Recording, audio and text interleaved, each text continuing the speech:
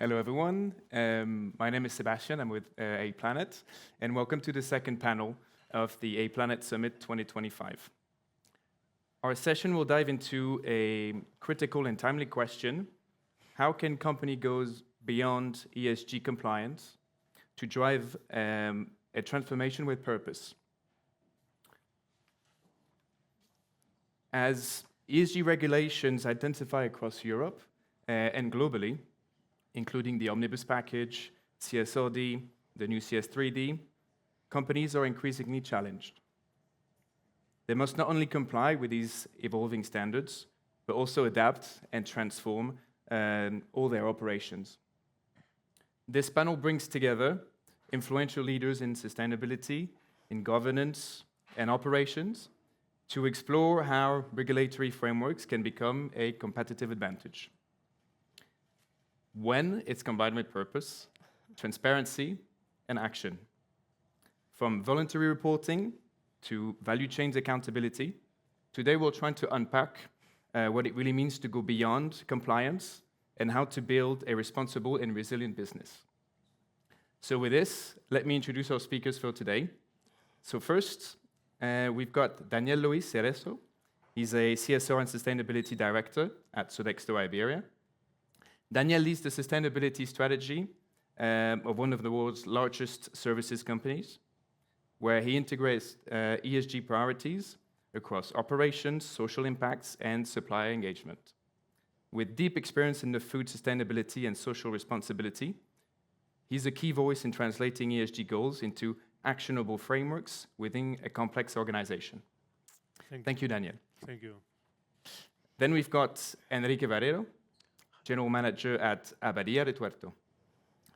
With decades of leadership in the hospitality and wine industry, Enrique has helped position Abadia Retuerta as a global reference in sustainability, in quality, and environmental stewardship.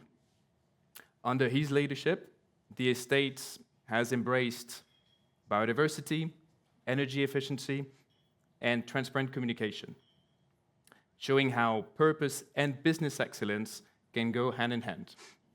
Thank you, Enrique, for being here. Thank you to you. Then we've got Marian Villarroel, Director at Wake Up Sustainability.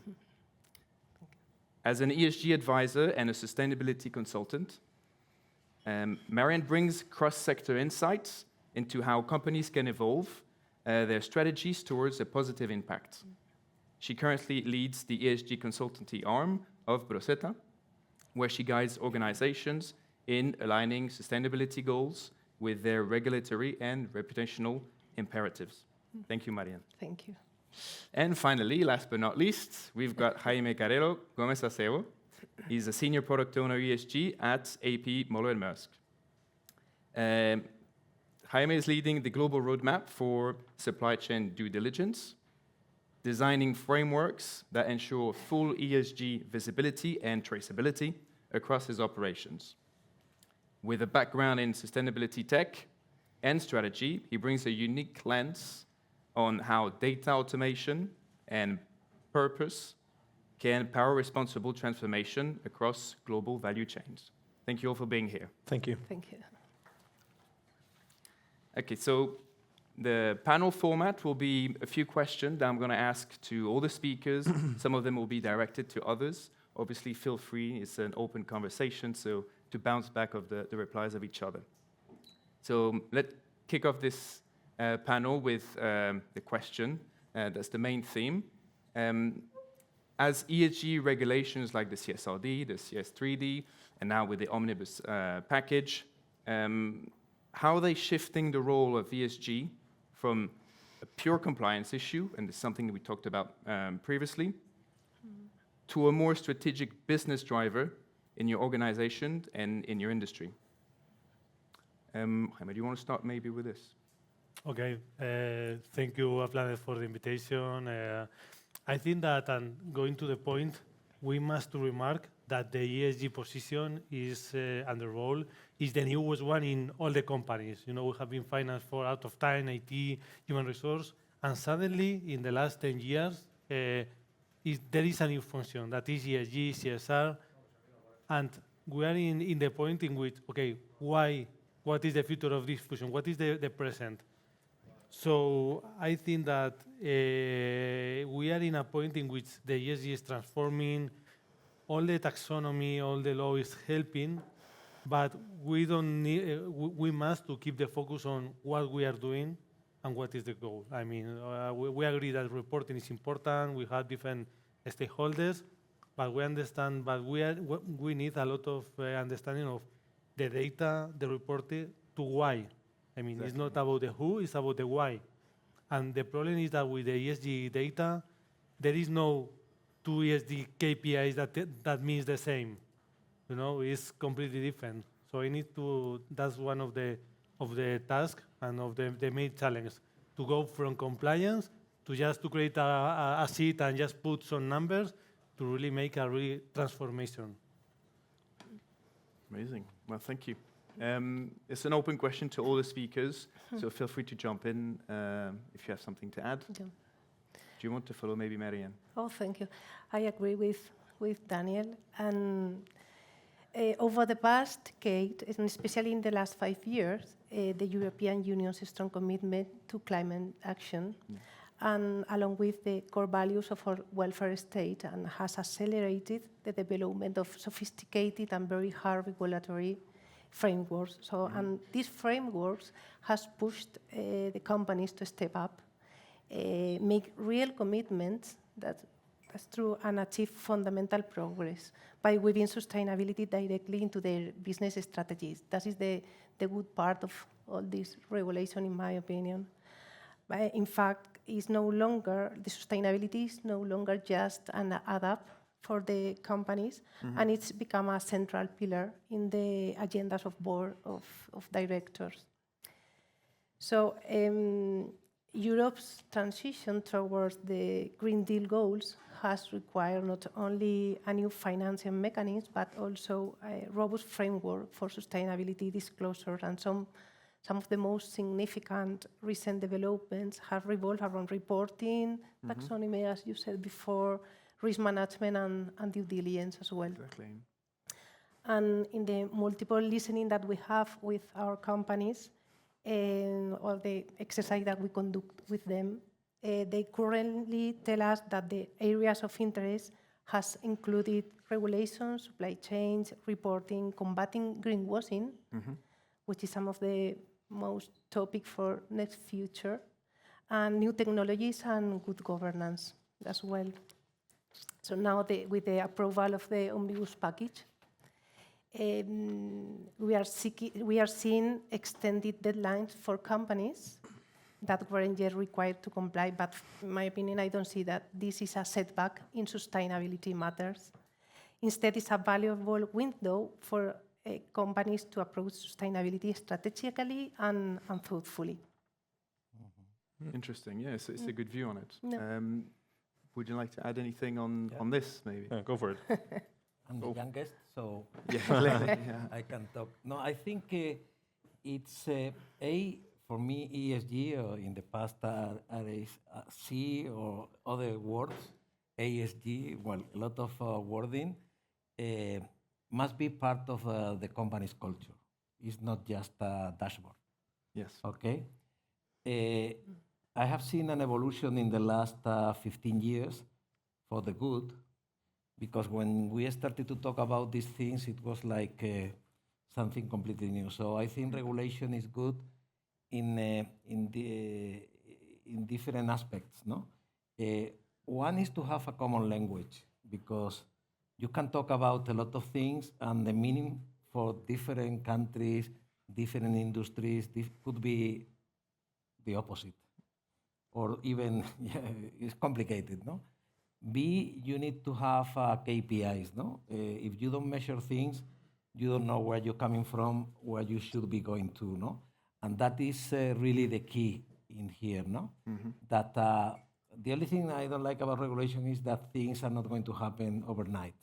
Yeah. So you cannot change the track record of a company or an industry or a country in 2 years because legislation pushes you to that.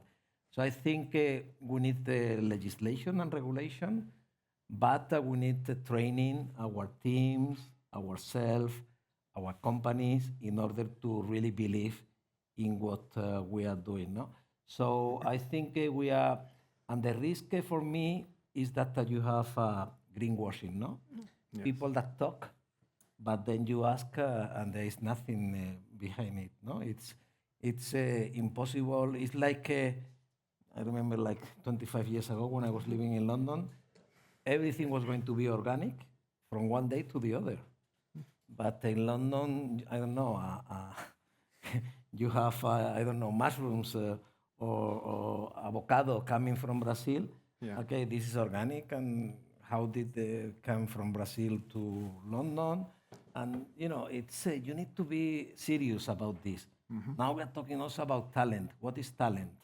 So there are a lot of words that if you abuse, will make the opposite. So I think training, information, KPIs, education is very, very important, and obviously regulation, but to create something that you trust, you believe in. If not, it's smoke. No? Yeah, no, exactly. It could be a double-edged sword. Yeah. If you can't back it up with data, then it works against you Yeah. at the end. So yeah, anything you'd like to add? Well, I would love to say that I agree that regulations are needed, but to secure early investment. So let me give you one number. 5% of global revenue. That's the penalty for non-compliance, right, for a company with serious triple D. For a company like Maersk, one of the biggest transportation companies, means 2.3 billion if we take the revenue from 2023. That's a lot. So that was the value case we put in place 2 years ago to secure early investment to drive the sustainability agenda across our supply chain. But again, that's securing early investment. When you're compliant, what comes next? And then other value drivers come into the table.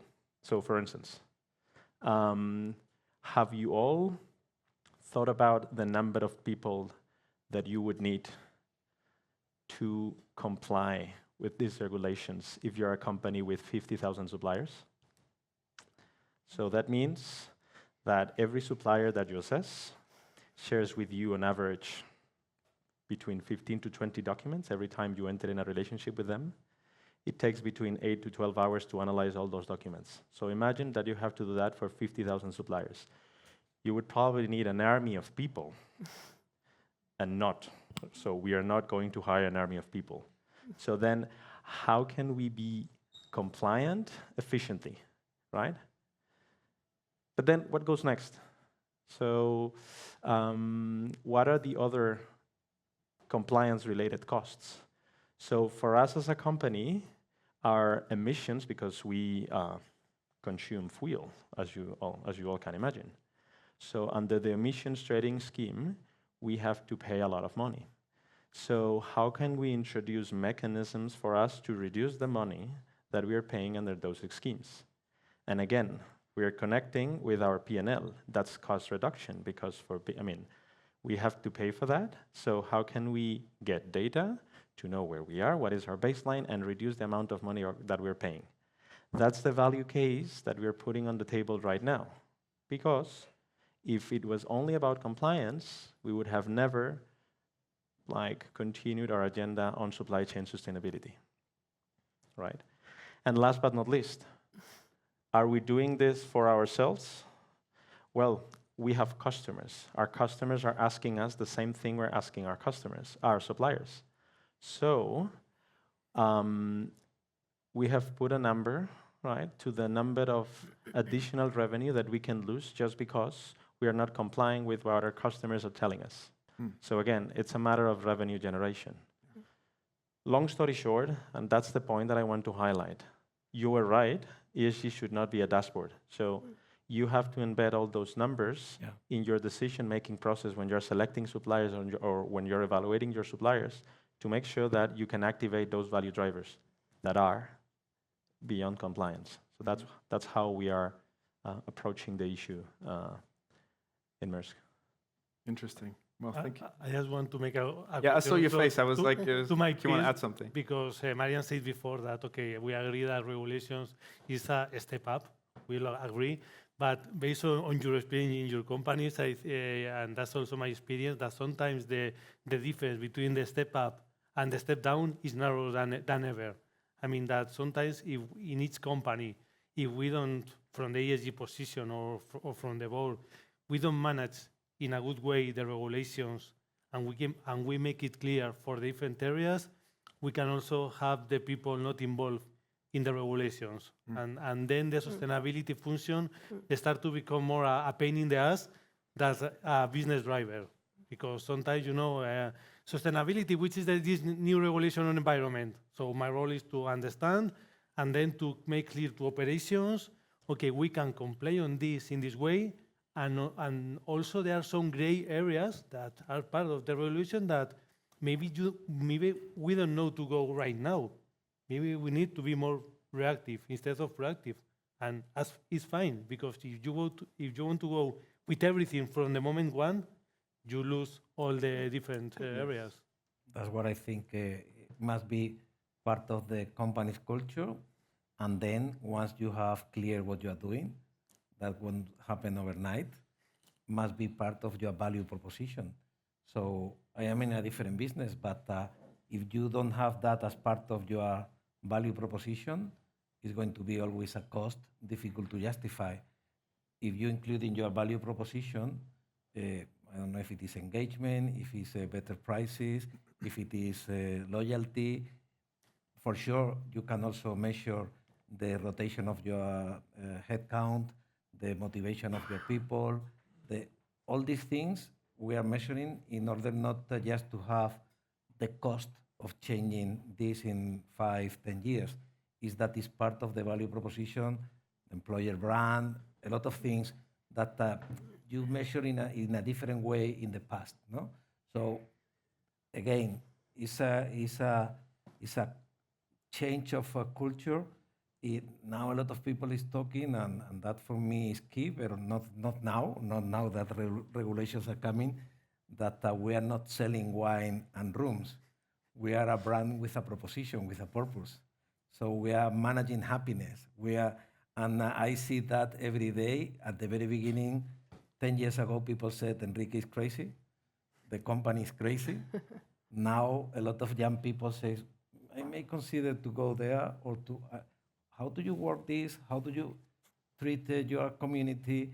All these things that are ESG, at the end of the day, it's not an economical return, but it makes what we say, we manage happiness of our employees and of our guests. So all these things, at the end of the day, you can measure, but it's not to comply or to accomplish the regulation. Is that is something you believe or you don't believe, no? Mm-hmm. And that is for me, the mindset change, no? I would love to say something. I'm sorry. No, and probably you need to invest less than 5%. Probably.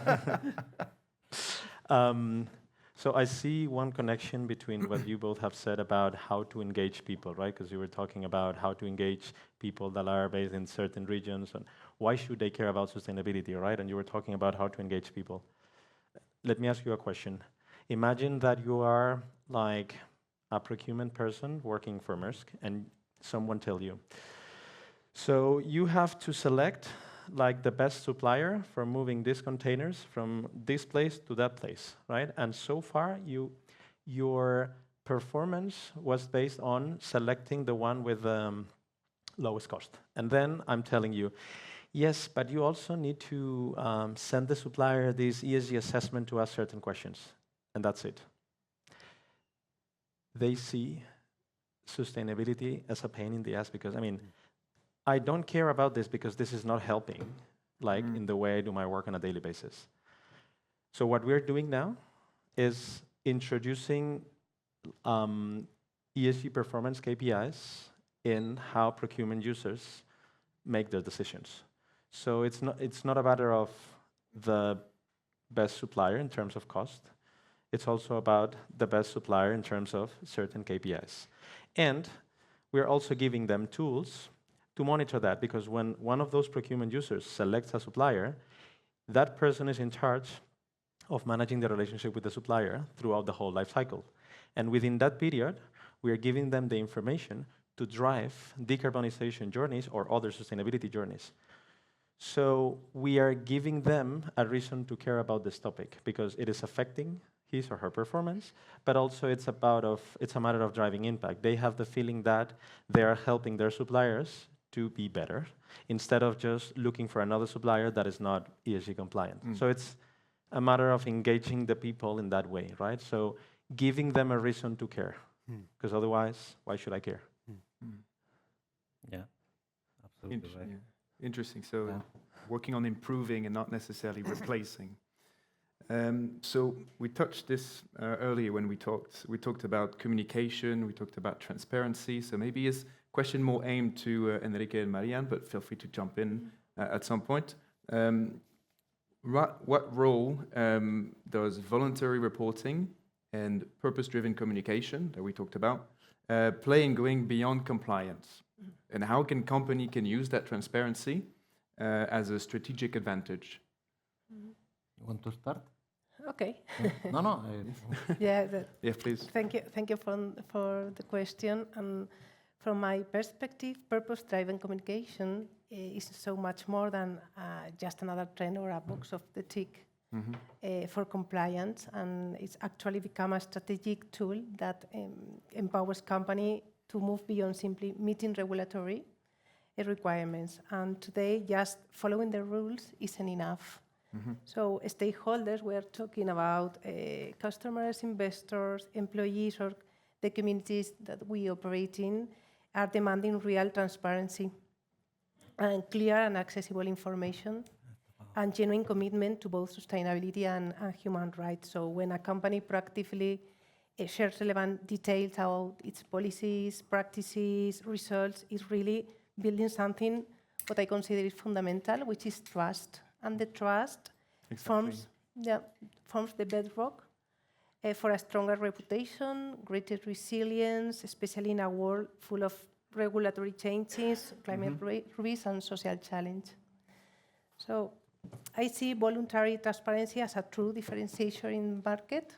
And if, for example, a few weeks ago, the annual report Approaching the Future, I don't know if you know, is produced by a Spanish association called Corporate Excellence.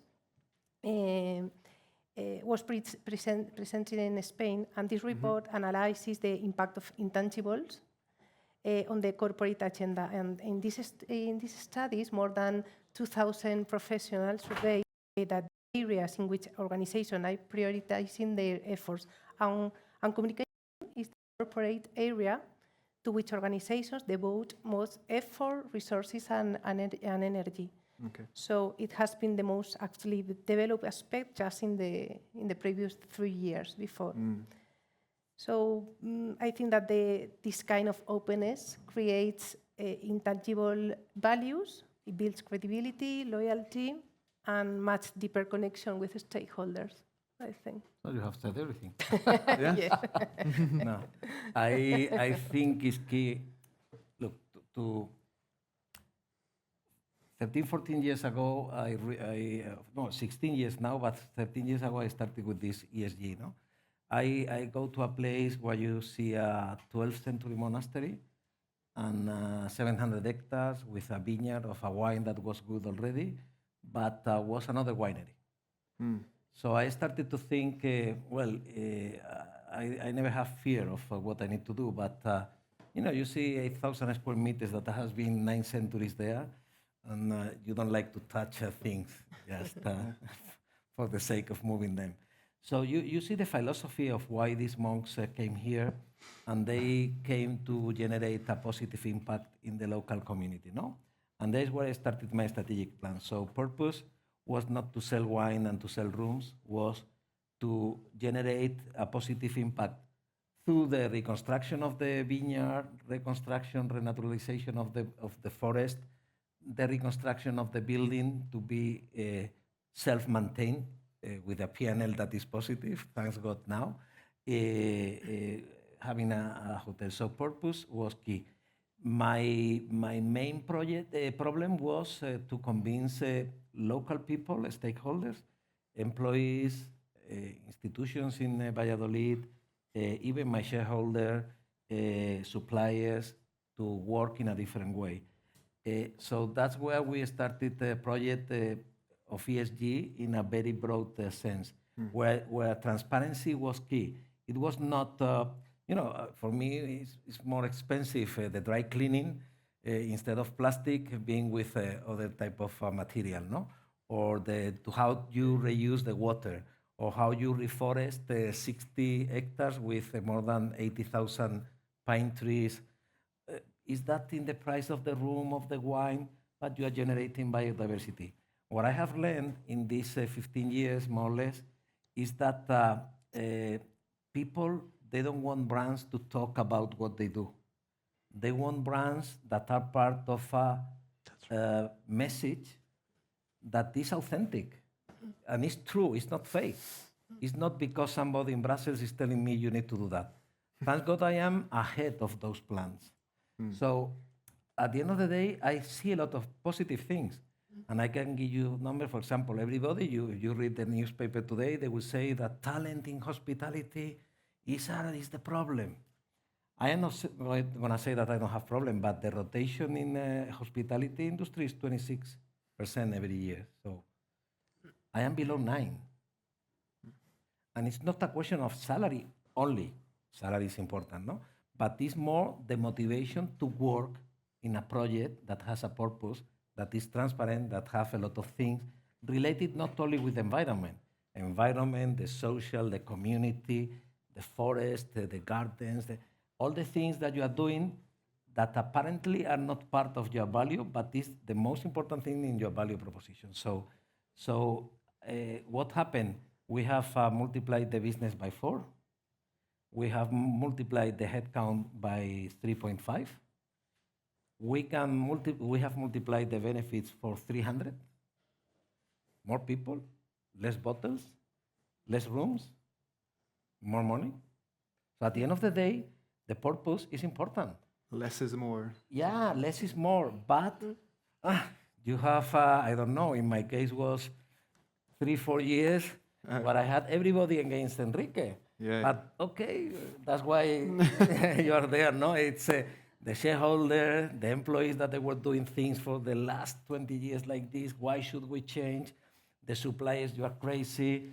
Changing the bottle supply, the weight of the bottles, the plastic in the dry cleaning, how you recycle, how you replant. So it's not just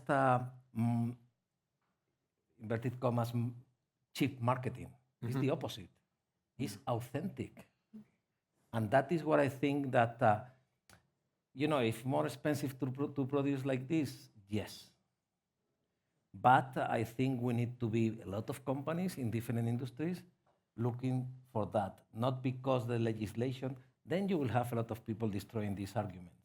Yeah. That China and this and that. Okay, perfect. You need to do your contribution. And I promise, and I can demonstrate in a hotel that is one of the most expensive ones in Spain,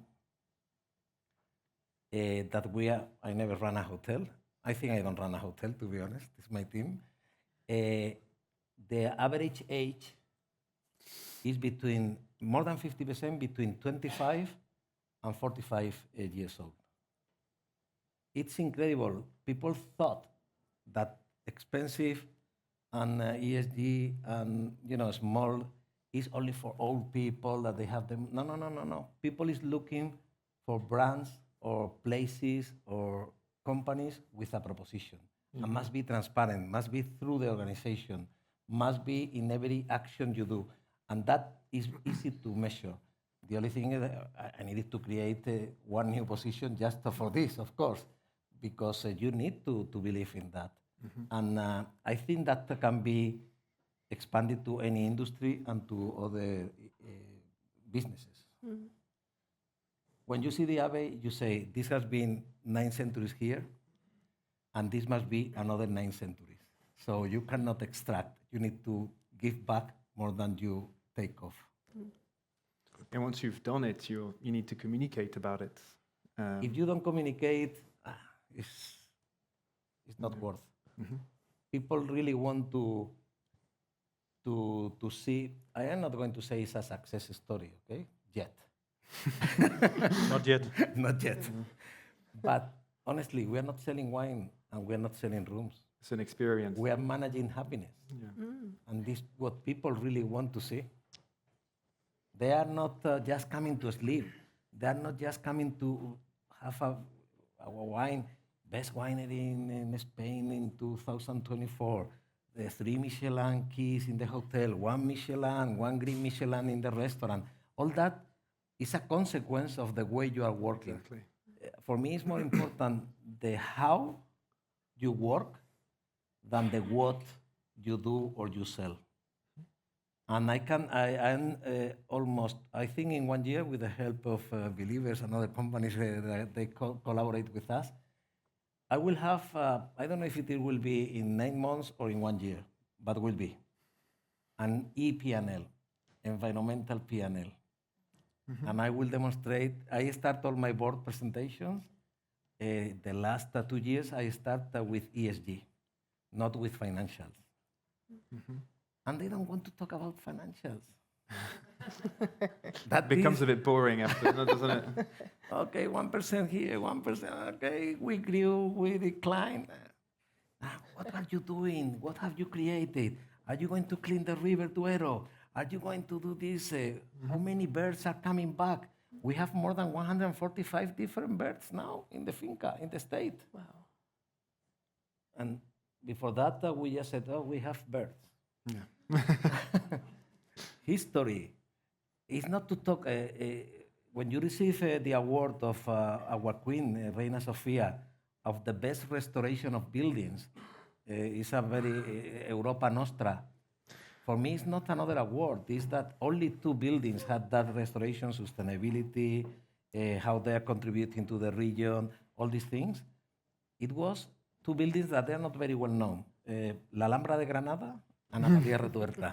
Never heard of it. So that is what is important. My team, I said, look, only La Alhambra de Granada and Abadia Retuerta got this.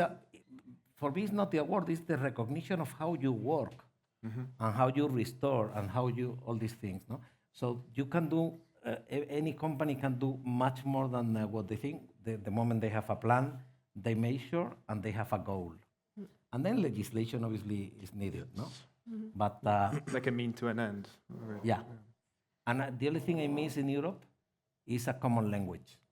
It's like when you go traveling, I'm my whole life traveling, and you have different flags. Come on.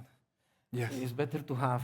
Yes. You know, at the start, you know, in 2001, I didn't like very much the euro, but now it's much easier. I had a lot of different currencies in my house. Yes. Because now I'm going to Denmark. Now you have the euro, no? So you need to have a common language that Otherwise you everybody can't compare. Exactly, that everybody can understand. It's not just some politician saying you need to do this because no. It's you need to understand that this is for good. And now with this ePNL, I will demonstrate that it's worth the investment in time, in people, money also, but it's needed. Yeah, well, it's a great example of something that works, in the real world. Anything you two would like to jump on that? Well, Lois? just saying that you're right, it's not about money, but in the end, it is paying off, because that purpose that you're describing, in the end, is making your business more, sustainable in multiple ways. So you have rotation lower than average, which is good. So in the end, that's also, you can give that like a value to that. People are willing to pay the price of one of the most expensive hotels in Spain just because they are. And they don't talk about price. Well, you don't know. Maybe when they're having the glass of wine, they're saying, "Well, this is super good." Yes. But Yeah. but what I like is that it's not a matter of I have to do this because there is a regulation that tells me that I have to be compliant. So purpose-driven organizations, right? It ends up paying back. So Yeah.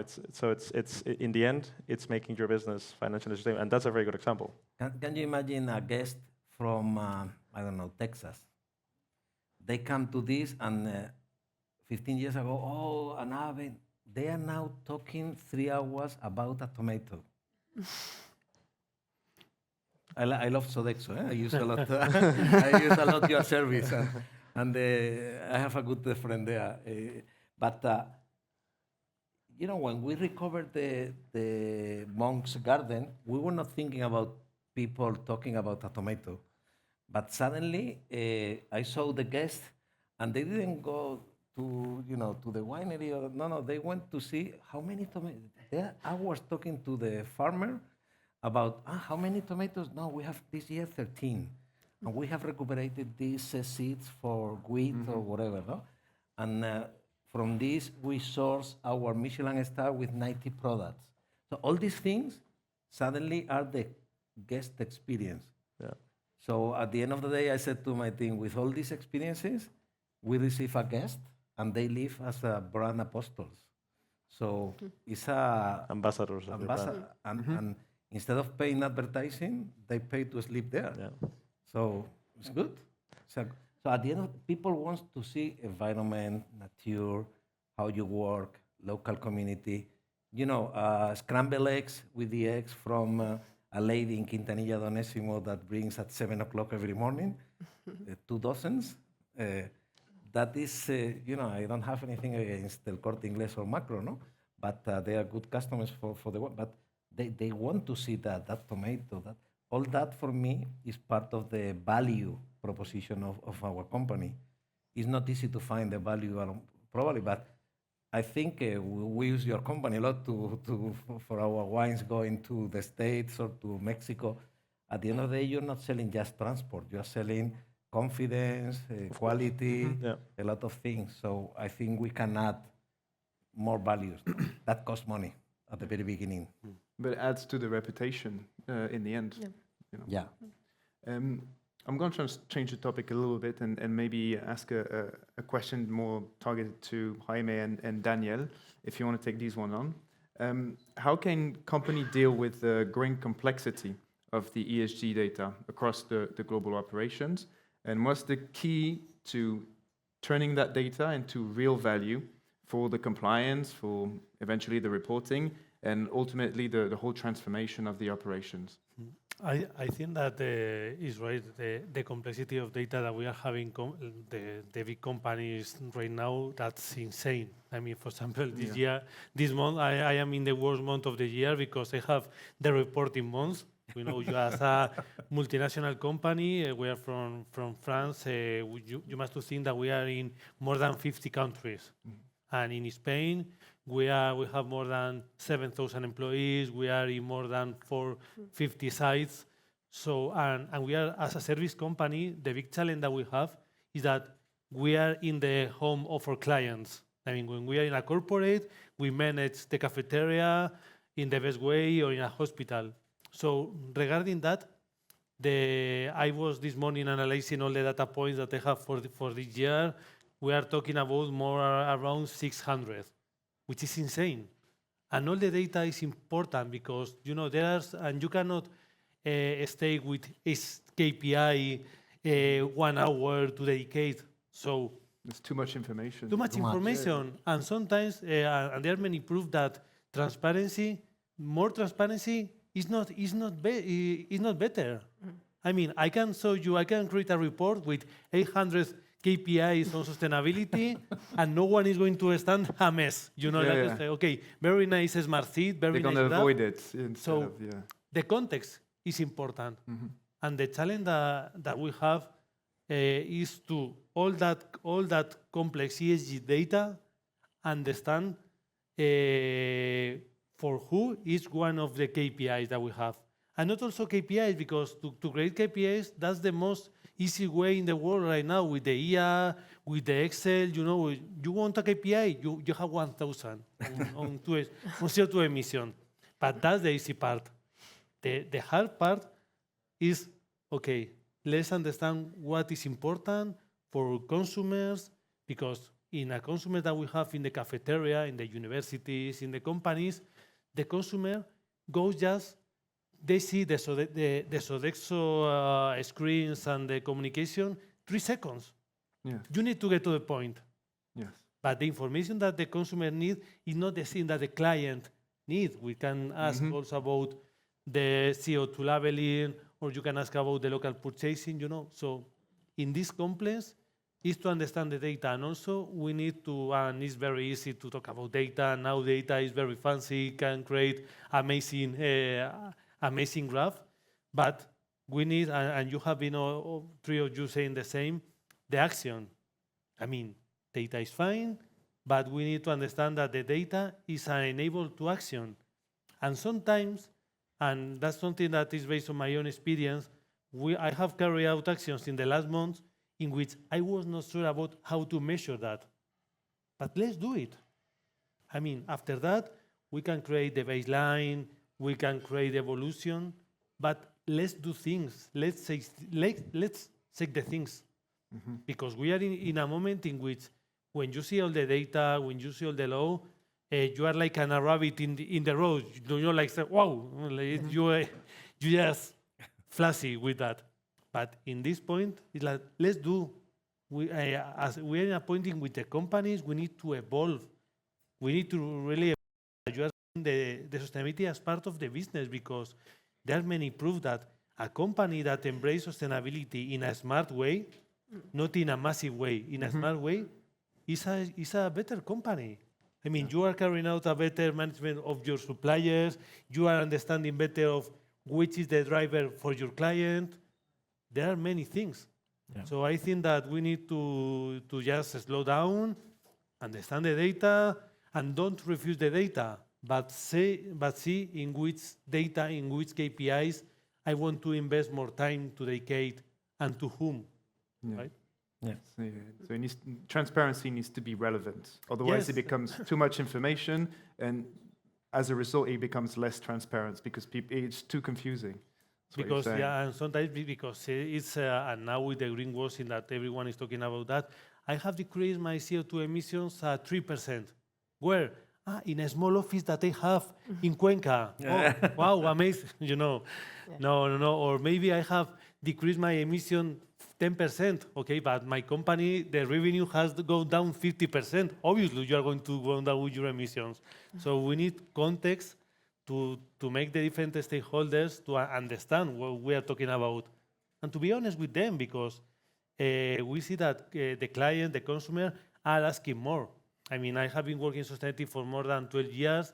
At the beginning, your proposal was, okay, that's fine.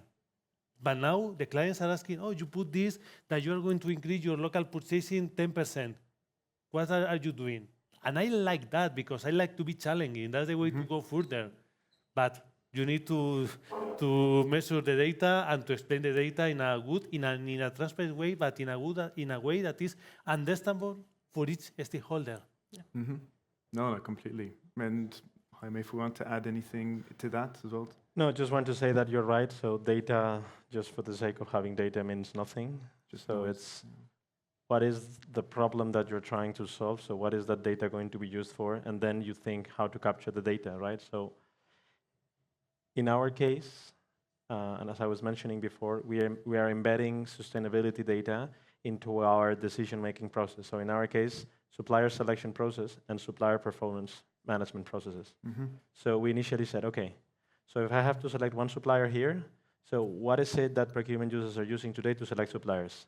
Then we need, right, one ESG data point there that at least weights 10% in the supplier selection decision. So that I need it there. And then once we are in a relationship, as part of the contract life cycle, I need another KPI here within the contract so that I can ensure that during the contract life cycle, that supplier has the commitment to progress. And then you start saying, okay, now how I am going to get this data? Managing a supply chain of 50,000 suppliers is impossible. So if you think that you can go and knock the door on each one, that's not impossible. So the way we're handling it is by relying on third-party data providers, or companies that are, or us, right, using AI to go out in the website and look for public information about those companies. When the information is not available, we estimate it, because the problem is you cannot ask everybody. So what is the best way for knowing at least something about your suppliers without even asking? So that gives you a big picture, and then you can target your actions. So these are the hotspots. So then I'm going to ask these suppliers for more information, and that's how we are capturing data, because you cannot go directly and ask 50,000 people. Yeah, so, but I mean, supply chain is difficult, because you don't own you don't own those companies, right? Yeah, you're relying on someone else to provide it for you. And then you have to trust it, which is sometimes challenging. Yeah. Yeah. But, So there are some That's, certifications that helps. of no? course, and that's why So it takes a lot of time to validate To validate. everything that they share with us, because we cannot just trust what they say. We just Yeah, but we need to ask for evidence. 15 years ago, this was not a tick, and now it waits for 10% of the decision, or 15, or whatever. Yeah. That is, I think that is important, is to have. Yes. Yes. Well, thank you for sharing all your, different angles on the same topic. That was quite interesting. We have a little bit over, more than 5 minutes left, so we're going to open the Q&A now. And if you have any questions, feel free to ask for the mic. And I think I see someone over there. Can we pass the mic along? Anyone here? Amazing.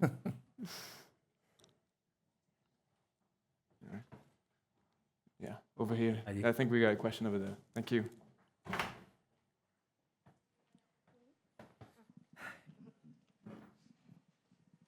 Hi, hello. Well, thank you, first of all, for your reflections and your thoughts about how sustainability is impacting all your businesses. And here I have a question based on the things that you've all mentioned already about value drivers that are beyond sustainability, about how to turn data into value, how to balance transparency to turn this transparency also into something that is valued by customers. And in terms of customers, my question is that customers value the cost of the products and services in terms of the price. Value is price sensitive. And here there's a trend that is the true pricing.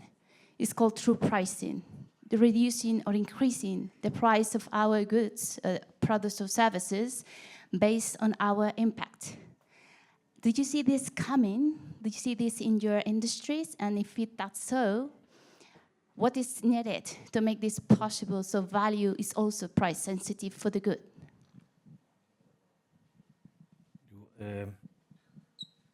Jump in. Go ahead. No, we are not transferring into pricing right now, but also it's not yet a driver for guests to take, a bottle of wine or to come to our hotel. But what I see more and more is that they really value and they really are engaged with all these practices we are doing, no? So it's part of the communication right now. We are not, we are investing, I haven't never thought in going into more pricing. It's the opposite, almost. But I see more people, I'm coming now from a luxury trade fair in Miami, and a lot of people, they were really more interested in the way we are working, in the where the food is coming from, how we work with local community, with the crockery artisans. And I feel that is a driver already. But I cannot overcharge 10% or 20% for that. And that is not the objective, to be honest. It's more that we are relevant, we engage.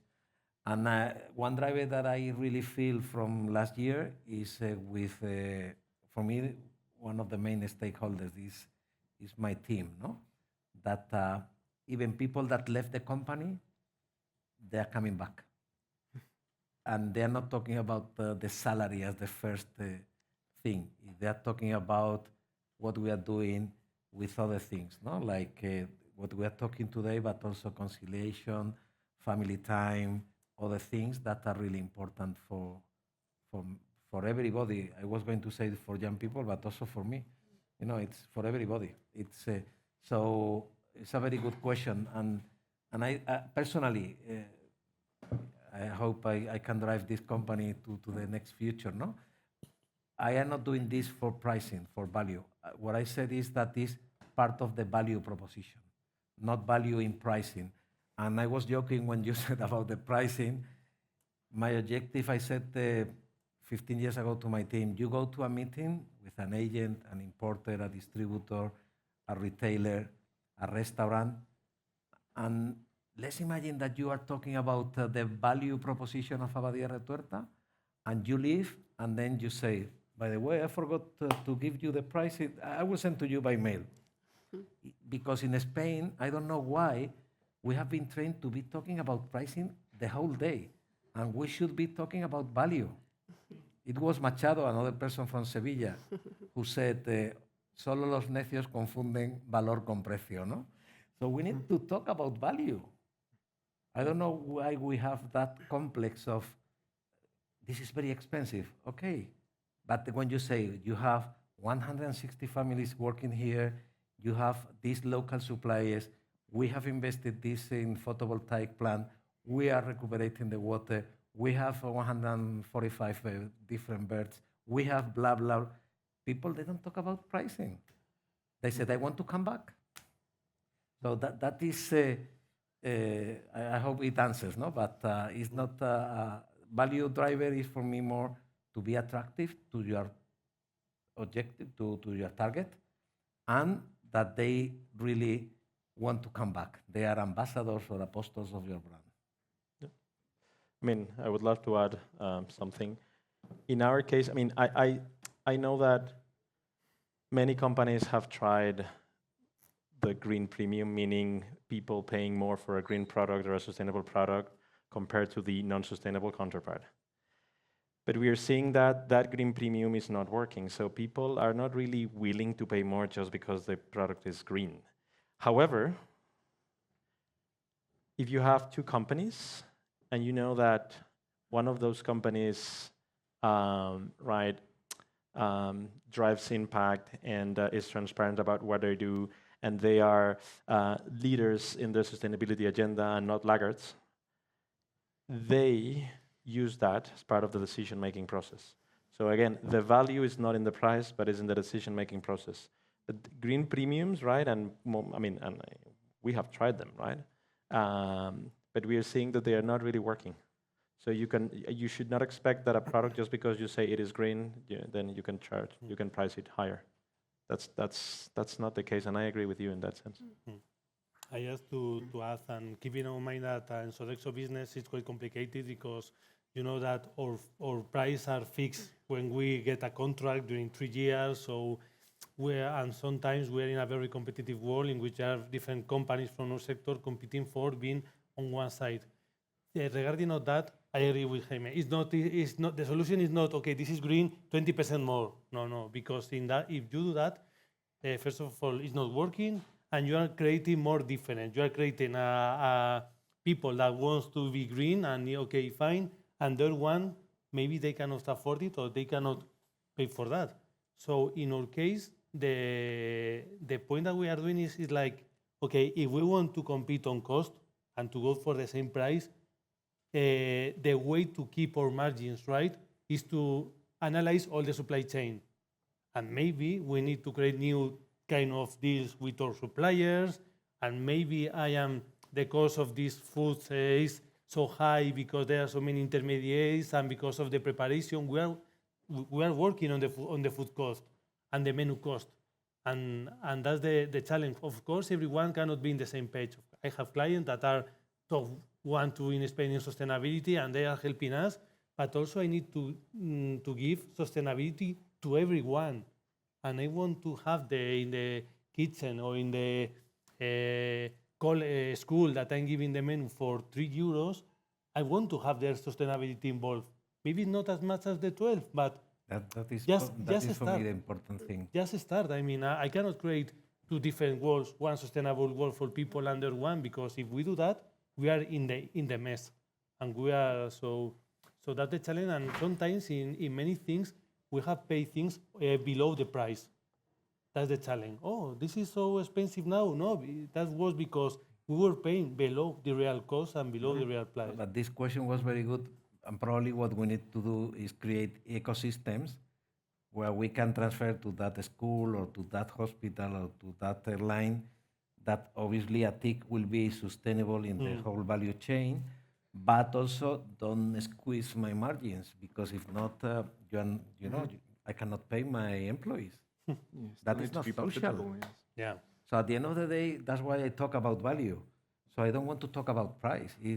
If I, for example, I use your logistic company, if I need to pay a premium of 2%, I will prefer, because you are responsible, you are socially and environmentally and all these things, than somebody with a truck going, So that is, I think, what legislation and the ecosystem of public and private companies should be creating, not just KPIs, no?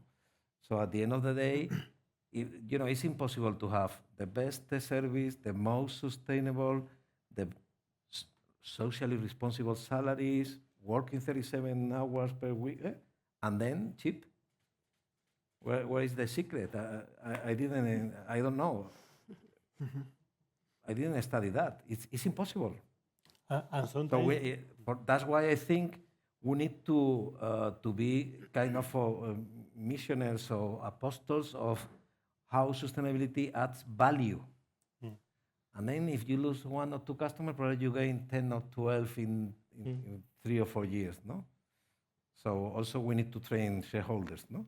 Yes. and So we'll be like, Enrique, sometimes with the lower cost, they are hiding cost. That Yeah. immediately after that, it raises. Okay, I am looking for this supplier which is cheaper. Yeah, but at the end of the day, you will have more delays, more problems. They don't want to fulfill your request. A lot of hidden costs that are there. Maybe they are not in the bill, but they are there. Cost and that's risks. a very good point. We should have in our bills, it's like Social Security. If every time you go to the hospital, you don't pay, okay, because we have a good system, but you get an invoice, this visit costs 2,000 euros, then you will go less to the hospital, okay? But we need to have sustainability things on the invoice. Not to charge, just to say, you have contributed to this, you have contributed to that, you have be aware. contributed, because it's not that, this is very expensive. No, you have contributed. You want to be socially responsible, you want to be environmentally responsible, you have contributed. I'm not charging you for that, okay? But It's a delicate balance, isn't it? You have to find you the need right to see way. things. Yeah. That's why transparency is very important. Yeah, I think that's what we can take from today. I see that we're right on schedule, maybe a little bit more. We'll have time for the second question, but please feel free to come on the stage afterwards. I want to thank you all for joining this panel today. It was very interesting, I think, and we can give them a big round of applause.